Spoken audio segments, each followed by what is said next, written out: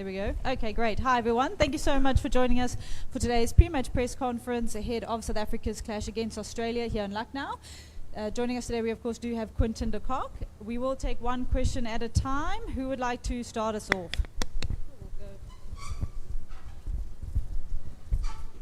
Hi. Welcome to Lucknow again. Quinton, you are a familiar with this ground. Any change in the spinner against Australia? Sorry, I didn't hear you there. You are a familiar with this Ikana ground because you are in LSJ. Any change in the spinner against Australia?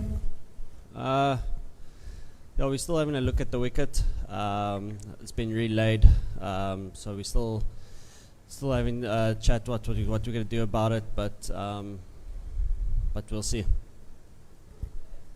How's it, Connie? Connie, already people are talking about South Africa's top six as the most informed top six of the tournament. You know, you've played in a lot of top sixes over the years. How does this one feel different, if at all, and how does the form feel different? Yeah, I think we're doing really well as a batting unit. We've worked really hard in our game the last couple of years. It's only one game into the World Cup, so it's hard to say how we're really going. Even though we batted really well our last couple of games, but it hasn't been over a course of years. It's only been a course over a month or a couple of months. So yeah, I think in order for us to be one of the best, we need to still be a bit more consistent, especially in tight games like World Cups. And yeah, that will determine actually how good we are. Quinny, you've just spoken about the top six, but obviously you guys have Marco coming in at 7. There's been a bit of a debate about, people wondering if he's a good enough batsman at this stage to bat at number 7, or if he's not a better number 8. And JP Dumini's also said, you guys have a lot of confidence in him. What's your thoughts on Marco, where he's at with his batting at the moment? I think he's doing really well. For a guy at his age, he's got a lot of experience ahead of him in the batting department to help guide him. So he's doing really well I think he's very talented. He's a big hitter of the ball, plays spin really well, and he's looking to improve every time. So, I think just give him a chance. He is still a youngster. He's not like the rest of us who are all probably above the age of 30. So let him just grow in his ways and in his position. I'm sure he'll be a great all-rounder for us one day. Quinton, every time you play for South Africa, it's a special occasion, obviously, but a game against Australia in the World Cup seems to be bigger than most. Would you agree, for South Africans? I think it's just because you're playing against such a strong team. I don't think it's any different from playing Australia to any other team because it's a World Cup. Can't take any games for granted, and because Australians and us have always had a great history, a good competitive background. So yeah, I think that's just what it is. I think both teams are going to come out fighting tomorrow, and whoever makes the right choices under the pressure will be the stronger team at the end of the day. Quinton, having watched Australia's struggles against the 3 Indian spinners on Sunday, knowing this surface, having played here once for South Africa and then once for Lucknow, do you think you'd be tempted to bring in Shamsi to try and make the most of Australia's sort of struggles in the 8 spin in that middle over period? Yeah, I think obviously it's obviously been a thought in what the selectors are thinking. But in saying that, I've also seen those same guys who struggled in the Australian team also destroy spinners in the IPL and stuff.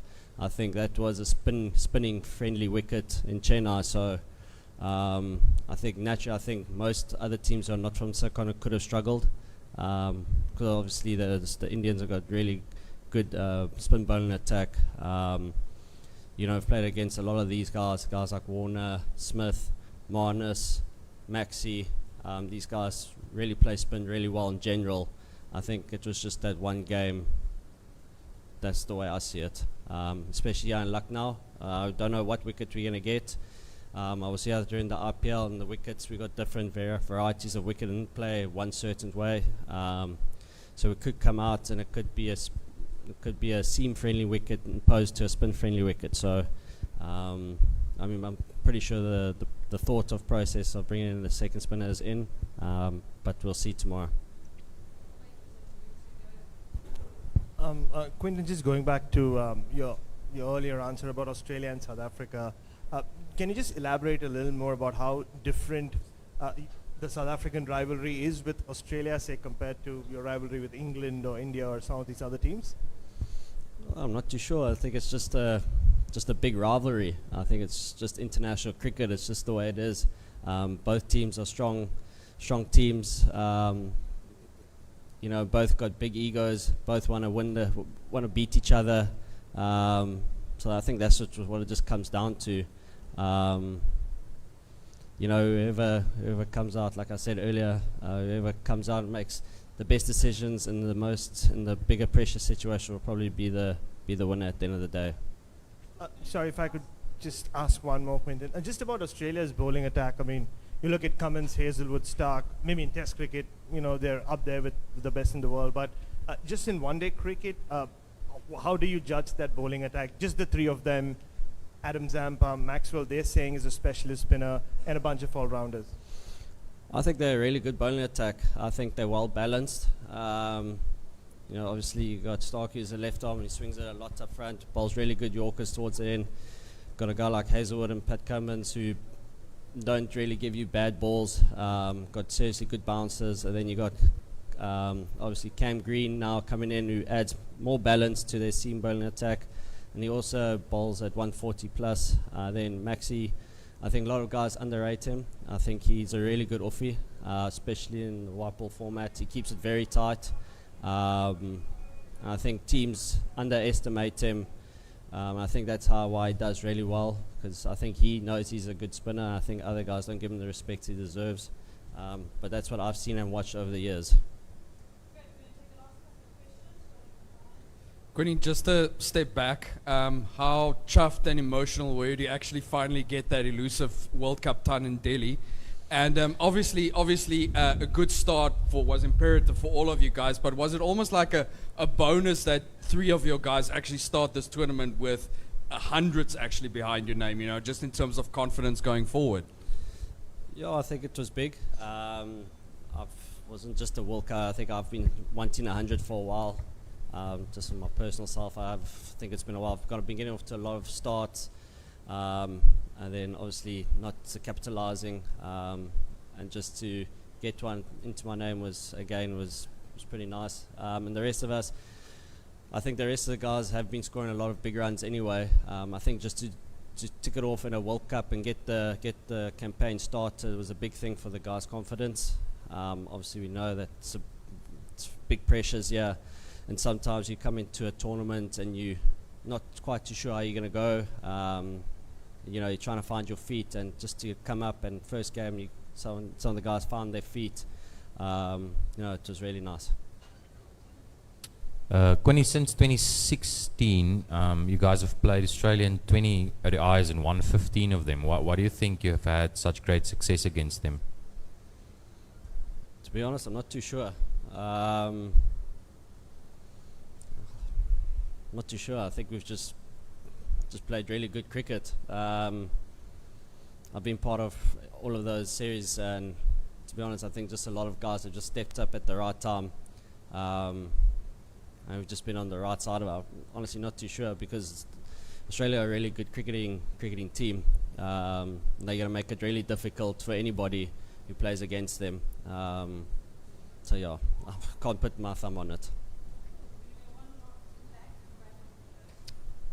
Quinton, well batted last week or a few days ago. Having made that decision to have this tournament be your last, do you think that helped you with that performance against Sri Lanka? Has it freed you up mentally, and maybe now everything's a bit of a bonus, perhaps?